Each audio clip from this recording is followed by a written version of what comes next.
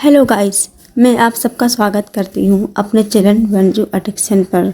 और मैं आप सबके लिए ले आई हूँ रिवेंज है 2 का नेक्स्ट पार्ट। और नेक्स्ट पार्ट को शुरू करने से पहले अगर आप सब ने मेरी स्टोरी का पहले का पार्ट नहीं सुने हैं तो जाइए पहले उन पार्टों को सुन लीजिए। उसके बाद ही आप सबको मेरी स्टोरी के आगे पार्ट का समझ में आएगा। और अगर आप सब मेरे चैनल में नहीं हैं तो मेरे चैनल को सब्सक्राइब कमेंट ज़रूर कीजिए। और मेरी स्टोरी आप सबको जैसी भी लगी मुझे कमेंट करके ज़रूर बताइए, अच्छी बुरी कैसी भी। आइए हम अपनी स्टोरी शुरू करते हैं। रिवेंज है 2 लव का नेक्स्ट पार्ट। मॉर्निंग वेन केजिंग अपने ऑफिस चला जाता है बिना कुछ कहे, बिना खाए पिए। वेन केजिंग की मोम कहती है, आखिर इस लड़के को क्या होगा सगाई करने के बाद से, ये ना ढंग से बात कर रहे हैं ना खाना खा के गया। उसके पिता कहते हैं थोड़ा समय दो, सब ठीक हो जाएगा। नहीं सगाई हुई है, क्या पता उसकी मर्ज़ी क्या थी, हमने कहीं उसका फोर्स तो नहीं किया। वेन केजिंग की मोम कहती है नहीं, हमने एक डिसीजन लिया उसके लिए सबसे अच्छा है। वो जोया और उसके लायक बिल्कुल नहीं थी। वेन के पिता कहते हैं ठीक है तुम्हारी जैसी इच्छा है। हम एक कमरे के सीन देखते हैं। वो कमरा बहुत ही अंधेरा था, एक खंडर टाइप जगह था। और उस खंडर टाइप जगह में एक कमरे के अंदर एक लड़की कुर्सी के सहारे बंधी हुई थी और करके चिल्ला रही थी। उसके मुंह पे ही पट्टी बंधा हुआ था। तभी उस लड़की के पास एक कदमों की चलने की आहट आती है, टिक टिक टिक टिक, मानो कोई सैंडल ऊंची सी हील पहनकर उसके पास चलते हुए आ रही हो। और जोया डरते हुए अपनी नज़रों को ऊपर की ओर करती है तो उसे एक रेड कलर का लिप्स दिखाई देता है। फिर हौले हौले जब अपनी नज़र को और भी ऊँची करती है, पहले लिप्स, फिर नोज, फिर आँखें, फिर पूरा चेहरा देखकर जोया शॉक हो जाती है और थोड़ी सी हैरान भी, और वो बस देखती रहती है। फिर वह लड़की एक क्रीपी सी स्माइल करती हुई जोया के पास आती है, बहुत पास, और उसके कुर्सी को आगे से पकड़ लेती है और जोया को फेस को अपने फेस के बहुत करीब लेते हुए कहती है, क्या सोचा था तुमने, हाँ, कि तुम वेन केजिंग को मुझसे छीन लोगी? जोया, वेन केजिंग सिर्फ मेरा है, मेरा। जोया बस उसे देखती रहती है और उसकी आंखों से बस आंसू छलकता रहता है और वह मुंह पट्टी बांधे हुए बस कुछ नहीं कह पाती है। फिर वह लड़की कहती है, तुमने सोच भी कैसे लिया कि वेन केजिंग तुम्हारा हो भी सकता है? वो सिर्फ मेरा है, तुम्हें पता है मैंने वेन केजिंग के साथ एक रात ही बिताई है। जोया की आंखें बड़ी बड़ी हो जाती है सुनकर। कियान कहती है, हाँ तुम्हें शौक होने की ज़रूरत नहीं है, मैं जो कह रही हूँ सच कह रही हूँ। पर इसमें बेचारा उस वेन केजिंग की कोई गलती नहीं है ना, कोई गलती नहीं। मैं बताती हूँ तुम्हें, जब तुम उस दिन वेन केजिंग को फ़ोन कर रही थी, उसने तुम्हारा फ़ोन क्यों नहीं उठाया, तुम्हें सही से जवाब क्यों दिया? तो सुनो यहाँ से एक छोटा सा फ्लैशबैक। हम फ्लैशबैक देखते हैं जहाँ कियान एक रेस्टोरेंट में बैठकर किसी का वेट कर रही थी। तभी वेन केजिंग वहाँ आता है और कहता है, कियान तुमने मुझे यहाँ क्यों बुलाया है मिलने के लिए? कियान कहती है, वेन केजिंग मैं बस तुमसे थोड़ी देर बातें करना चाहती हूँ, बस थोड़ी देर। वेन केजिंग कहता है, ठीक है जो कहना है जल्दी कहो, फिर मुझे जाना है। कियान कहती है, बस मैं तुम्हारा थोड़ा सा समय लूँगी। यह कहकर वह कहती है, वेन तुम थोड़ी बार बैठ सकते हो, बैठने में कोई मना ही नहीं है। वेन कुछ नहीं कहता है और वहाँ बैठ जाता है। फिर कियान कहती है, वेन तुमने शादी के लिए मना क्यों किया? वेन कहता है, कियान देखो तुम यकीनन बहुत अच्छी लड़की हो, बहुत अच्छी, पर तुम बहुत अच्छी हो, पर मैं तुमसे शादी नहीं करना चाहता। पर मैं तुमसे तो क्या, मैं यहाँ पर किसी भी लड़की से शादी नहीं करना चाहता। कियान कहती है, पर क्यों वेन? वेन कहता है, कियान देखो पहली बात है कि मेरे दिल में कोई और है। कियान शौक हो जाती है बेचारी। फिर वेन कहता है, देखो मेरे दिल में कोई और है, मैं किसी और को पसंद करता हूँ, ये सच है। और मैं शादी भी उससे करूँगा कि नहीं मुझे ये भी नहीं पता, पर यह सच है कि मैं उससे बहुत प्यार करता हूँ और मैं उसके अलावा अपनी लाइफ में किसी और को नहीं आने दूँगा, नहीं आने दे सकता हूँ। क्या बेचारी की आंखों में आंसू आ जाते हैं सुनते ही। फिर क्यान कहती है क्या मैं जान सकती हूँ वह लड़की कौन है। वेन केजिंग कहता है मैं तुम्हें बताता, अगर बता सकता तो, पर मैं तुम्हें नहीं बता सकता। फिर क्या बेचारी कुछ नहीं कहती है, अपने मन में कहती है वेन तुम मुझे बताओ या ना बताओ, पर मैं जानती हूँ कि वह लड़की कौन है और मैं उस लड़की को तुम्हारे करीब कभी नहीं आने दूँगी। फिर क्यान कहती है चलो कोई बात नहीं, क्या हमारी शादी नहीं हो सकती तो क्या हम एक अच्छे दोस्त नहीं बन सकते। वेन कहता है दोस्त बन सकते थे अगर तुमने शादी की बात ना छेड़ी होती तो ज्ञान कहती है पर हम। वेन कहता है देखो ज्ञान, ये साफ सब मैं तुम्हें बता रहा हूँ कि मैं तुमसे शादी नहीं कर सकता और ना ही करना चाहता हूँ। ज्ञान कहती है ठीक है मैं शादी की नहीं कह रही, पर हम एक अच्छे दोस्त तो बन सकते हैं ना। वेन कहता है ठीक है तुम्हें मेरी दोस्ती चाहिए ना। ज्ञान कहती है हाँ, पर वेन कहता है ठीक है हम दोनों दोस्त बनेंगे, पर तुम हमारे दोस्ती में कभी शादी जैसे शब्दों को लेके नहीं आओगी। ज्ञान कहती है ठीक है वेन जैसा तुम चाहो, मैं तुमसे शादी की बात दोबारा कभी नहीं कहूँगी। वेन कहता है ठीक है। फिर वेन कहता है ठीक है अब हमारी बात हो गई हो तो मैं चलता हूँ। ज्ञान कहती है पर तुम कहाँ जा रहे हो वेन। वेन कहता है देखो आज मेरा दोस्त मेरे नाइट क्लब में मेरा इंतज़ार कर रहा है, मुझे उनके पास जाना होगा, आज का मेरा समय उन दोनों का है। ज्ञान कहती है वो भूसी और वो प्रिंस। वेन केजिंग कहता है हाँ तुम तो मिल चुकी हो ना उससे। ज्ञान कहती है हाँ उस दिन पार्टी में उन दोनों से मिली थी। वेन केजिंग कहता है हाँ उन दोनों के पास ही जा रहा हूँ। ज्ञान कहती है वेन क्या मैं भी तुम्हारे साथ चल सकती हूँ। वेन केजिंग तो पहले कुछ देर ज्ञान की ओर देखता है, फिर कुछ सोचता है, फिर हाँ कर देता है। फिर ज्ञान और वेन केजिंग दोनों साथ निकल पड़ते हैं। दोनों थोड़ी देर बाद नाइट क्लब पहुंच जाते हैं जहां बूसी और प्रिंस दोनों वेन का इंतज़ार कर रहा था। बूसी सामने की ओर देखता है जहां से वेन आ रहा था, पर वेन के बगल में ज्ञान को देखकर वो थोड़ा शौक हो जाता है और कहता है प्रिंस प्रिंस वो देखो सामने। प्रिंस भी सामने देखता है, वो भी थोड़ा हैरान पर कुछ नहीं कहता है। फिर वेन उन दोनों के पास आगे कहता है हाय कैसे हो तुम दोनों। युवान और प्रिंस कहते हैं हम दोनों तो ठीक है, पर तुम बताओ तुम कैसे हो और ये क्या कर रही है। तुम तो इसे शादी करने के लिए मना कर चुके थे ना, फिर साथ क्यों। वेन केजिंग कहता है ना मैं अभी कौन सा शादी करने जा रहा हूँ, हम अभी भी शादी नहीं कर रहे हैं। फिर प्रिंस कहता है फिर साथ में क्यों। वेन केजिंग कहता है कि हम दोनों एक अच्छे दोस्त भी तो थे, पहले भी क्या मतलब है। प्रिंस पूछता है तो वेन केजिंग बताता है हम बचपन में भी एक साथ रह चुके हैं, पढ़ाई साथ में की है, तो हम दोनों दोस्त थे पहले भी और अभी भी। फिर प्रिंस कहता है ओह। वूसी कहता है फिर दोस्ती में शादी। ज्ञान कहती है वो मैं थोड़ा सा बस वेन को पसंद करने लगी थी और कुछ नहीं, और अब हम दोनों शादी नहीं करेंगे, अब हम दोनों बस एक अच्छे दोस्त हैं। प्रिंस कहता है ऐसा क्या, पता नहीं मुझे तुम्हारी आंखों में कुछ और दिखता है। ज्ञान कहती है क्या। प्रिंस कहता है कुछ नहीं। फिर वो दोनों ऐसे ही कुछ देर और बातें करते हैं यहाँ वहाँ की।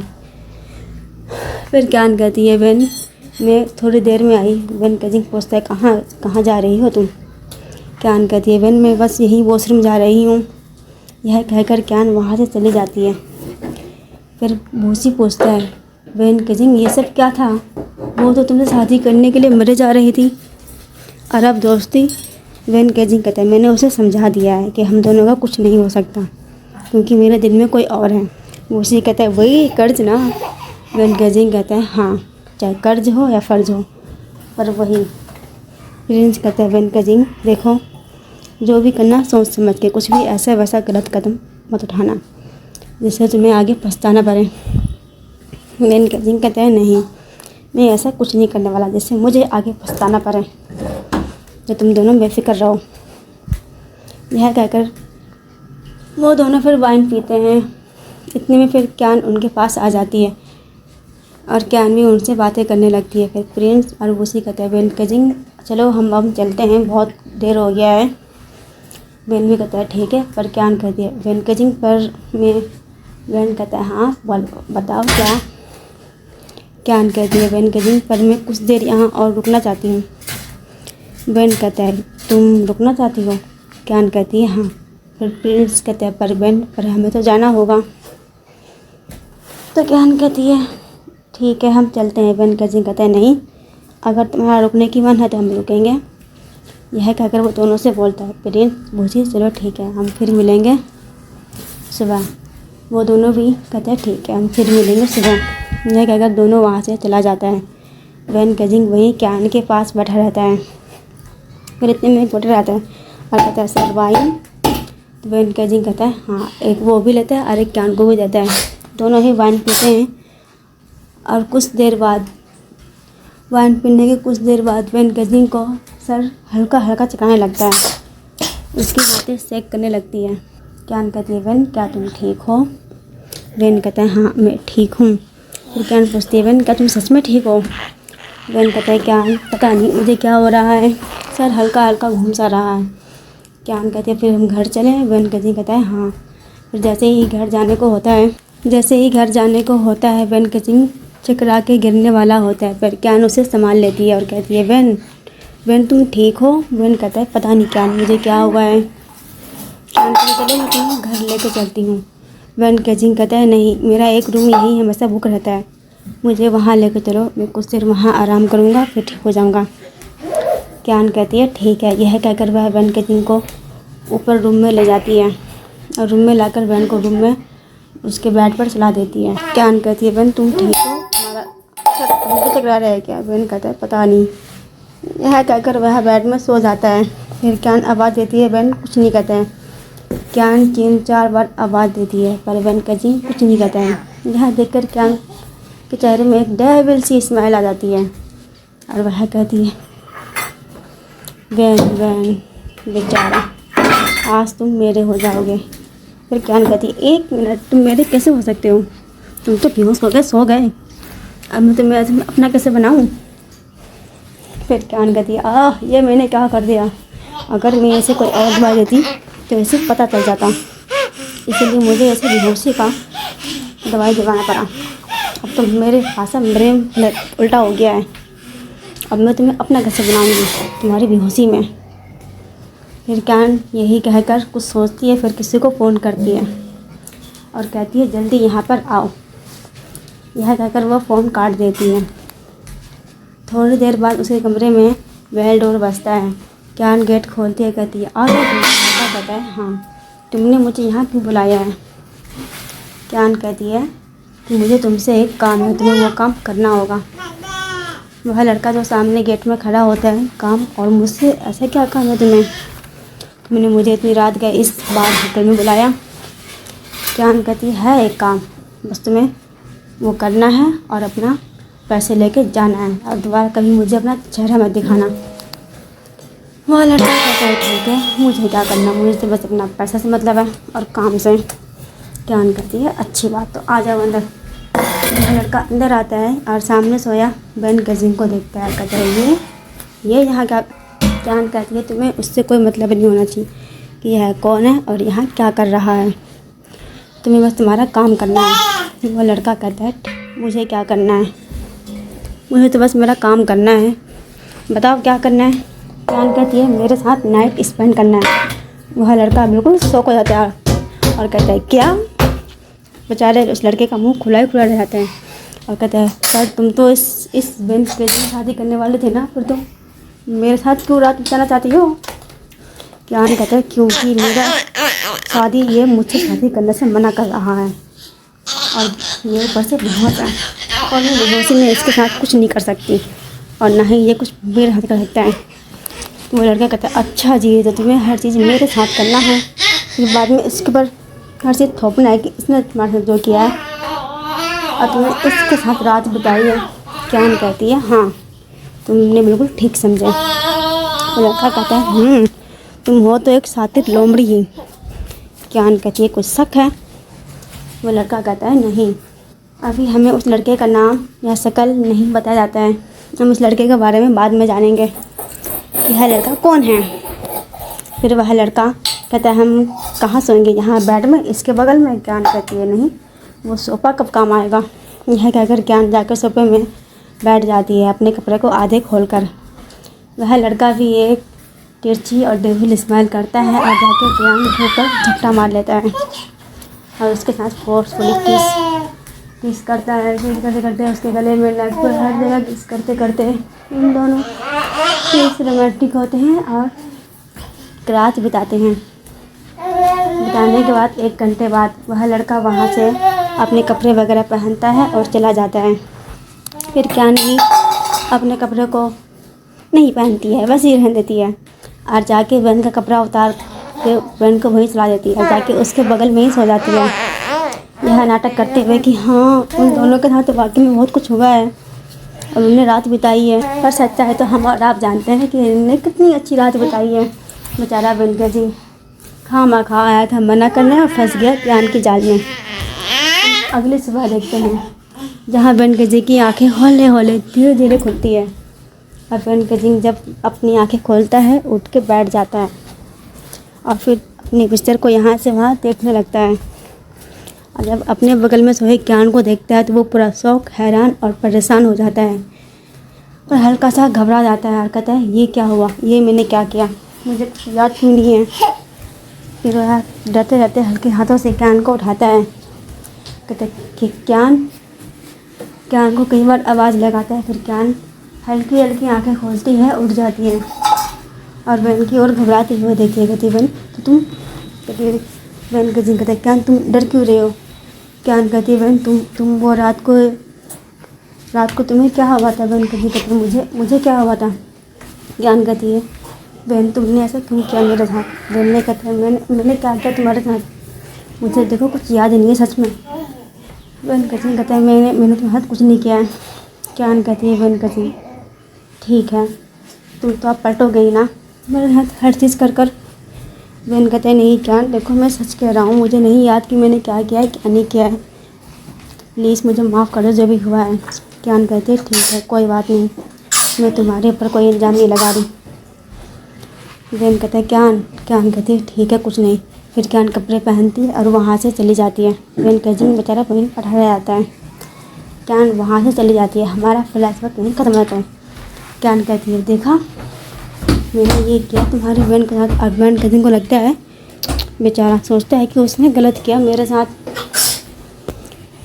जोया बस कुछ नहीं करती है, बस वो आंखें फाड़ के कियान की ओर देखती रहती है और उसकी आंखों से मोटे मोटे आंसू आते। कियान कहती है कुछ कहना चाहती हो तुम। हाँ कहो। अरे पर तुम कहोगी कैसे, तुम्हारे मुंह में तो पट्टी लगा हुआ है।